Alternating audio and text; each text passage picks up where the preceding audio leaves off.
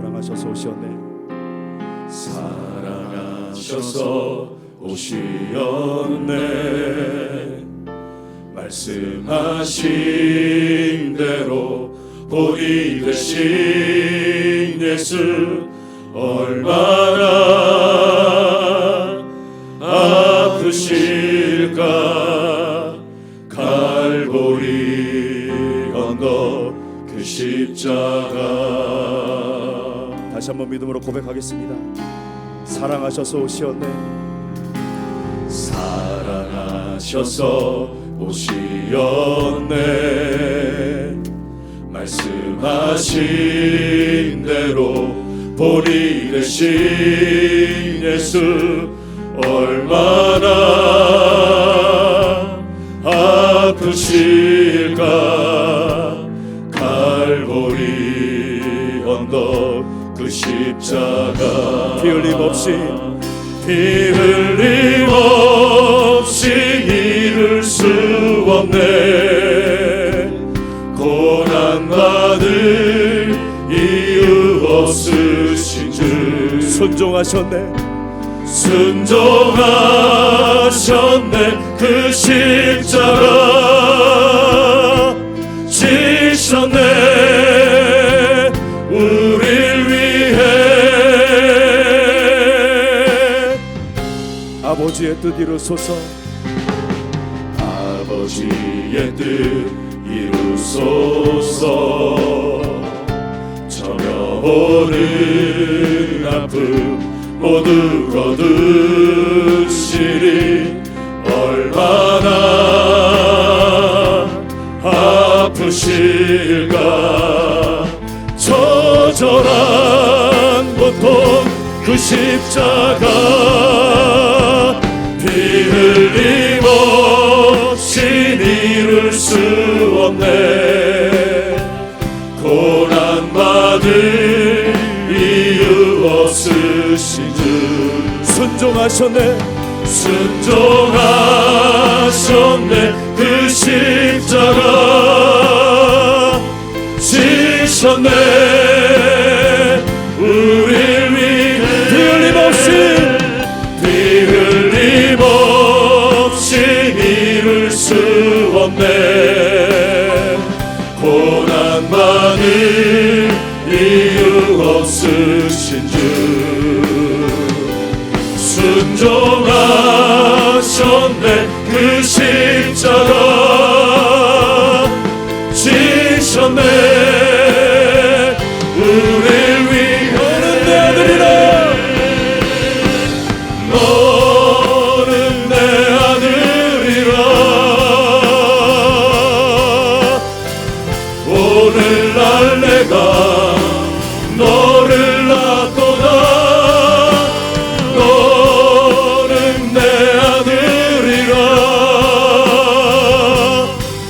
나의 사랑하는 내 아들이라. 언제나 변함없이 언제나 변함없이 너는 내 아들이라. 나의 십자가 고통 내 산의 그 고통으로 내가 너를 낳았으니. 너는 내 아들이라. 오늘날 내가 너를 낳도다. 너는 내 아들이라. 나의 사랑하는 내 아들이라. 나의 사랑하는 내 아들이라. 나의 사랑하는 아들이라. 나의 사랑하는 내 아들이라.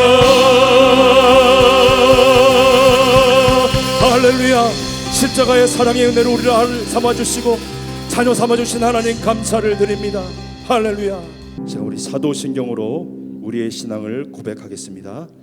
전능하사 천지를 만드신 하나님 아버지를 내가 믿사오며 그 외아들 우리 주 예수 그리스도를 믿사오니 이는 성령으로 잉태하사 동정녀 마리아에게 나시고 본디오 빌라도에게 고난을 받으사 십자가에 못 박혀 죽으시고 장사한 지 사흘 만에 죽은 자 가운데서 다시 살아나시며 하늘에 오르사 전능하신 하나님 우편에 앉아 계시다가 저리로서 산자와 죽은 자를 심판하러 오시리라.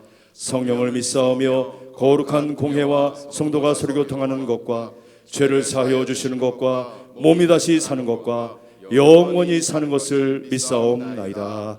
아멘. 하나님의 말씀은 마태복음 26장 39절과 27장 46절 두 절을 우리가 읽도록 하겠습니다. 마태복음 26장 39절 말씀, 조금 나아가서 얼굴을 땅에 대시고 엎드려 기도하여 이르시되 내 아버지여 만일 할만하시거든 이 잔을 내게서 지나가게 하옵소서. 그러나 나의 원대로 마시옵고 아버지의 원대로 하옵소서. 마태복음 27장 46절, 제9시쯤에 예수께서 크게 소리질러 이르시되 엘리 엘리 라마 사막다니 하시니 이는 곧 나의 하나님 나의 하나님 어찌하여 나를 버리셨나이까 하는 뜻이라. 아멘.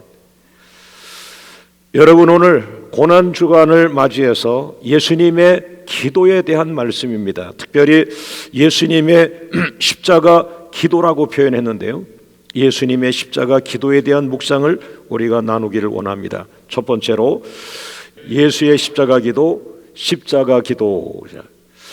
자, 마태복음 26장 39절을 같이 한번 읽어보겠습니다. 조금 나아가사 얼굴을 땅에 대시고 엎드려 기도하여 이르시되 내 아버지여 만일 할만하시거든 이 잔을 내게서 지나가게 하옵소서.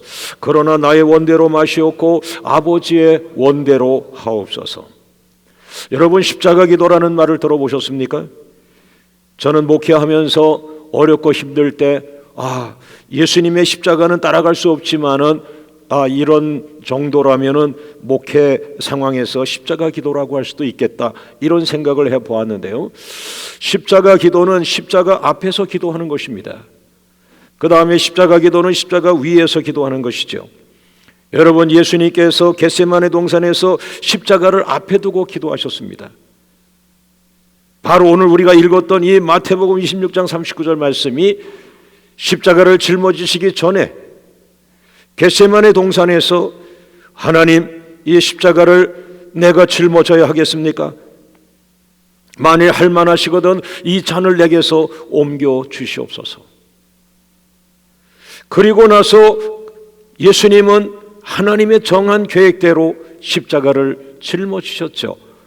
그런데 십자가 위에 못 박혀 피를 흘리고 계시면서 이번에는 두 번째로 그 십자가 위에서 또한 십자가 기도를 하는 것입니다. 누가복음 23장 34절 말씀을 보면 이에 예수께서 가라사대 아버지여 저 일을 사하여 주옵소서. 자기의 하는 것을 알지 못함이니이다. 여러분, 예수님은 십자가에 못 박힌 상태에서 자신을 십자가에 못 박는 그 사람들을 용서해 달라고 기도했습니다. 저 사람들의 죄를 용서해 주옵소서. 저 사람들의 죄를 사하여 주옵소서. 저 사람들을 사하여 주시고 구원하여 주옵소서. 여러분, 십자가 기도는 무거운 십자가를 앞에 두고 기도하는 것이며, 십자가 기도는 무거운 십자가를 피하지 않게 달라고 하는 것이며, 십자가 기도는 무거운 십자가를 등에 짊어진 채로 힘든 상황에서 하나님 앞에 드려지는 기도이며, 십자가 기도는 아버지 하나님의 뜻을 이루어 드리는 기도인 것입니다. 자, 두 번째로 예수님의 십자가 기도, 두 번째 제물 기도. 자, 마태복음 27장 46절을 한번 같이 읽어보겠습니다. 제9시쯤에 예수께서 크게 소리질러 이르되 엘리 엘리 라마 사막다니 하시니 이는 곧 나의 하나님 나의 하나님 어찌하여 나를 버리셨나이까 하는 뜻이라. 여러분, 예수님께서 십자가 짊어지게 지시기 전에 십자가 기도하셨습니다. 십자가 위에서 사제의 기도했습니다. 이번에는 십자가를 제단으로 비유한다면 구약 성경 제단에 어린 양을 잡아 그 피를 올려드리는 것처럼 오늘 예수님은 십자가라고 하는 제단에 자기 자신을 제물로 올려드렸습니다. 그리고 그 십자가 제단에서 그는 자신의 목숨을 바쳤습니다. 제물로 바쳤습니다. 그것이 제물 기도입니다. 여러분, 제물 기도는 나에게 이걸 해주세요 저걸 해주세요가 아니라 나를 제물로 바칩니다. 나를 강단에 제물로 바치는 거죠. 나의 기도와 예수님의 기도는 너무나 달랐습니다.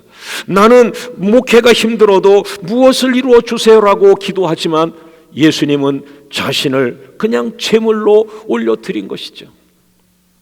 그리고 아버지의 뜻대로 이루어지게 해달라고, 내 뜻이 아니라 내 생각처럼 이렇게 해주세요가 아니라 나를 제물로 바칠 테니까 뜻은 아버지의 뜻이 이루어지게 해달라. 여러분, 이것이 제물기도입니다. 제물기도는 자신의 몸을 제물로 드리는 것을 뜻하는 것이며, 제물기도는 기도의 마지막 단계로서 자신을 제단 위에 올려놓는 것입니다.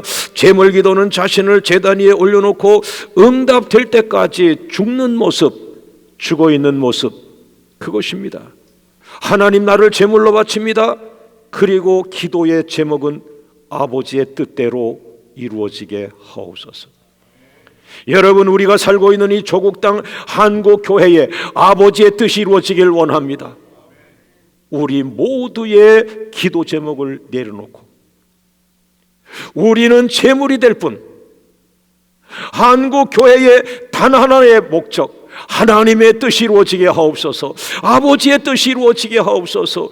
이 나라, 이 민족, 이 조국에 교단과 교파와 교회들이 다르지만 자신들의 주장과 자신들의 기도 제목만을 부르짖지 말고 우리는 제물만 될 뿐, 오직 기도 제목은 한 가지, 아버지의 뜻이 이루어지게 하옵소서. 한국 교회의 아버지의 뜻이 이루어질 때, 하나님의 뜻이 이루어지는 그 순간 한국 교회는 회복이 되는 것입니다. 그리고 떠나갔던 대부흥이 돌아올 줄로 믿습니다. 세 번째는 예수님의 십자가 기도, 세 번째는 무덤 기도입니다. 마태복음 27장 57절 말씀 우리 한번 같이 읽어보겠습니다. 마태복음 27장 57절. 빌라도에게 가서 예수의 시체를 달라 하니 이에 빌라도가 내주라 명령하거늘. 58절. 요셉이 시체를 가져다가 깨끗한 세마포로 싸서. 59절. 바위 속에 판 자기 새 무덤에 넣어두고 큰 돌을 굴려 무덤 문에 놓고 가니. 예수님의 십자가 기도는 세 가지입니다. 십자가 앞에서 겟세마네 동산에서 기도했습니다. 그리고 십자가 위에 못 박히셨습니다. 거기에서 제물 기도하셨습니다. 그리고 십자가에서 죽으셨습니다. 그리고 한 단계가 남아 있습니다. 시체가 되어 무덤에 묻히셨습니다. 여러분, 예수님의 무덤의 3일, 예수님의 무덤의 3일 죽어 계신 것이죠. 그런데 3일간 죽어 계시는 그 속에서 역사가 일어나고 있는 것이죠. 부활의 싹이 나고 있는 거죠. 새 생명의 싹이 지금 거기서 일어나고 있는 거죠. 예수님이 죽고 3일 동안 무덤 속에 계시는 그 속에서 부활이 만들어지고 부활의 싹이 나고 새 생명의 싹이 나고 있는 과정이 아니겠습니까, 여러분? 할렐루야, 할렐루야. 여러분, 십자가 기도는 패하지 않습니다. 십자가 기도는 싹이 나고 잎이 나고 꽃이 핍니다. 마지막 제물기도, 무덤기도, 그것은 죽은 것이 아닙니다. 오늘 교회들이 어렵고 힘들지만, 교회가 무덤 속에 있는 것 같지만, 그러나 교회는 죽지 않습니다. 마지막 무덤이라고 하는 곳에 있는 것 같지만, 목사님은 무덤에서 나올 것입니다. 성도 여러분, 지금 무덤같이 고통스러운 그런 그 삶입니까? 아닙니다. 주님은 부활하셨습니다. 권사님의 눈물기도 일어납니다. 장로님들의 눈물기도 열매를 맺습니다. 할렐루야, 할렐루야. 자, 네 번째로 이제는 그러면은 십자가 기도가 승리하는데 첫 번째 따라합니다. 무덤 사역자의 승리이다. 에스겔서 37장 12절 말씀 같이 읽습니다. 그러므로 너는 대언하여 그들에게 이르기를 주 여호와께서 이같이 말씀하시기를 이 백성들아 내가 너희 무덤을 열고 너희로 거기에서 나오게 하고 이스라엘 땅으로 돌아가게 하리라. 여러분, 무덤 사역자라는 말을 들어보셨어요? 저는 이 무덤 사역자, 그 신약 성경에 예수님이 무덤에서 3일간 그냥 시체로 계셨는데 그냥 죽어 있었던 것이 아니라 그 죽어 있는 3일이 그것이 놀라운 비밀, 부활이 시작되는 또 다른 시작 사역이라고 저는 생각하는데요. 그런데 무덤 사역자라는 말은 뭘까요? 이것은 저는 에스겔 같은 사람을 생각해 봤습니다. 여러분, 에스겔이 바벨론 포로로 끌려갔습니다. 그리고 바벨론 그 포로 수용소에서 그는 30세부터 제사장 사역을 시작하는데요. 이방 나라 그 바벨론 포로 수용소가 마치 영적으로 무덤과 같은 곳입니다. 왜? 소망이 없습니다. 생명이 없습니다. 미래가 없습니다. 자신의 어떤 의지도 없습니다. 그리고 그 환경도 열악합니다. 무덤 같습니다. 그런데 그 무덤 같은 곳에서 하나님의 음성이 들립니다. 너는 거기에서 설교하라. 너는 거기에서 목회하라. 너는 거기에서 말씀을 전하라. 여러분과 저는 지금 놀라운 곳에서 목회하는 거예요. 에스겔은 우리 한국교회의 목회 상황에 비한다면 그는 정말 어찌 보면 무덤과 똑같은 곳에서 목회하고 있는 거예요. 여러분, 로마 시대의 카타콤이라고 들어보셨죠? 카타콤은 지하에서 무덤 속에서 그리고 무덤에서 계속 땅을 파고 들어갑니다. 거기에서 기도하며 거기에서 설교하며 거기에서 예배하며 거기에서 찬송합니다. 무덤 속에서 예배하는 공동체. 그 시대마다 어떤 시대는 너무나 핍박이 강해서 무덤 속에서 사역을 하는 거예요. 실제로 있지 않아요, 이 카타콤이. 때로 우리는 죽어 있는 자처럼 아무것도 하지 못하고 있지만 내가 죽어 있을 때 하나님이 일하신다. 할렐루야. 나는 죽어 있고 주님이 하시옵소서. 나는 죽어 있고 주님이 하시옵소서. 나는 죽어 있겠습니다. 주님이 하시옵소서. 이 교회 주인은 주님이십니다. 한국교회 주인은 주님이십니다. 나는 죽어 있겠습니다. 주님이 하시옵소서. 여러분, 무덤 같은 사역지에서도 하나님만을 의지하며 사역하게 하옵소서 기도하는 종들이 되길 원합니다. 두 번째, 십자가 기도의 승리 두 번째는 무덤 속에 생명이 있다. 자, 마가복음 9장 31절 말씀 읽습니다. 이는 제자들을 가르치시며 또 인자가 사람들의 손에 넘겨져 죽임을 당하고 죽은 지 3일 만에 살아나리라는 것을 말씀하셨기 때문이더라. 목사님, 무덤은 죽어 있는 거 아니에요?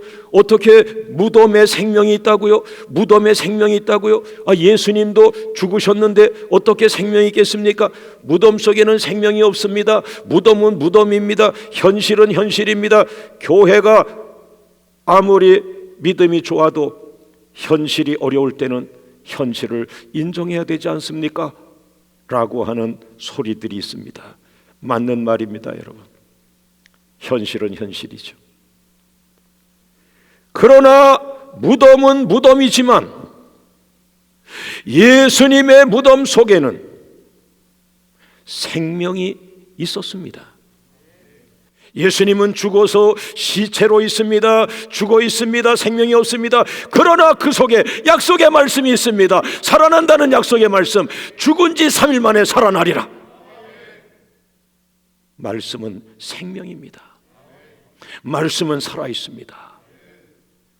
사랑하는 모든 교회 성도 여러분, 여러분이 말씀을 의지하고 나가는데 아무 열매도 없고 죽어 있는 것 같아요. 그러나 뭔 살아있어요? 여러분이 붙들고 있는 말씀은 살아있는 거예요. 말씀대로 이루어집니다. 말씀은 성취됩니다. 말씀은 영원한 것입니다. 할렐루야, 할렐루야. 여러분, 부활은 무덤 문이 열리는 것입니다. 오늘 모든 한국 교회의 고난과 그 무덤이 열어지길 원합니다. 무덤 문을 열어주시는 하나님, 가정마다 무덤 문이 열리길 원합니다. 교회마다 답답하고 안타까웠던 그 문제들 무덤같이 열려지기를 원합니다. 할렐루야. 한번 따라합니다. 무덤 속에 부활의 생명이 숨어 있다. 무덤 속에 약속의 말씀이 있다. 할렐루야. 예수님의 무덤, 예수님의 무덤 속에 사망을 이기는 부활 생명이 있습니다. 여러분, 부활 생명은 사망을 이기는 것입니다. 사망을 이기는 것입니다. 저주를 이기는 것입니다. 재앙을 이기는 것입니다. 부활은 완전한 생명, 하나님의 생명이 우리 가운데 역사하는 것입니다. 여러분, 주님은 죽음의 무덤, 저주의 무덤에서 생명의 주인으로 나타나셨습니다. 부활은 주님의 생명이 이 땅에 나타나는 것입니다.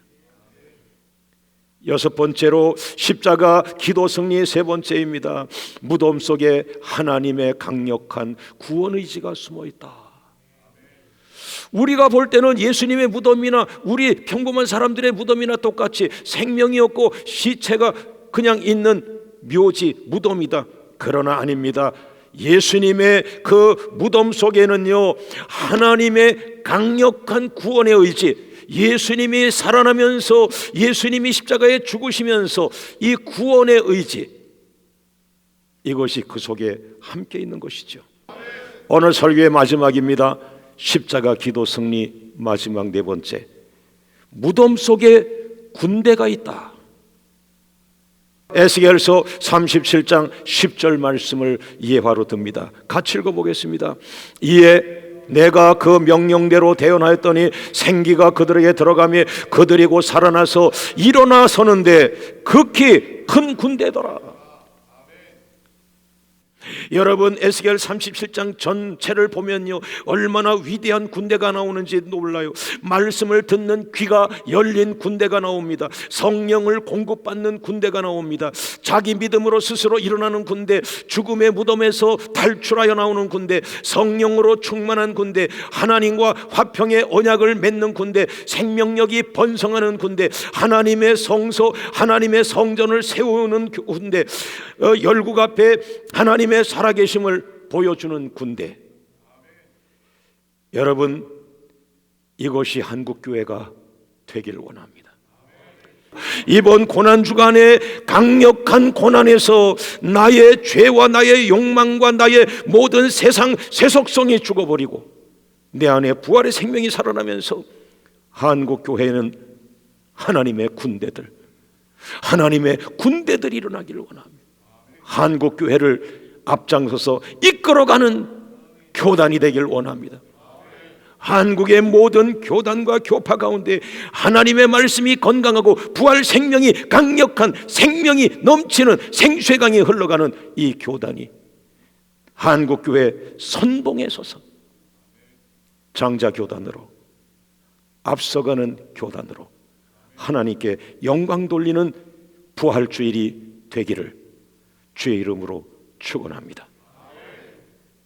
자, 오늘 이 나오는 모든 기도 제목을 가지고 우리가 합심해서 기도하겠습니다. 특별히 코로나 바이러스가 멈춰지게 하옵소서. 민족의 재앙을 막아 주시옵소서. 전 세계의 재앙을 막아 주시옵소서. 두 번째, 고난주간 특세를 통해 눈물의 회개 기도가 회복되게 하시고 우리의 예배가 회복되게 하옵소서. 교회들마다 교회의 사명을 다하게 하옵소서. 부활절 새벽에, 부활절 예배 시간에 살아나는 놀라운 기적들을 허락하여 주시옵소서.